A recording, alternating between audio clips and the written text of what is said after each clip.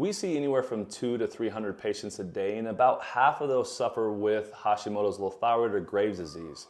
There's a lot of things said on social media or even in research that might not add up to what we see clinically. So like, for example, a recent follower just saw my post that showed leafy greens under thyroid, and they're like, oh, thyroid patients can't have foods that are high in oxalates. Think again, basically.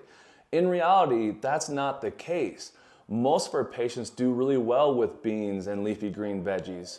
A lot of them can't do dairy or soy or gluten or sugar, but everyone is so different. But for the most part, they can do foods like leafy greens and beans.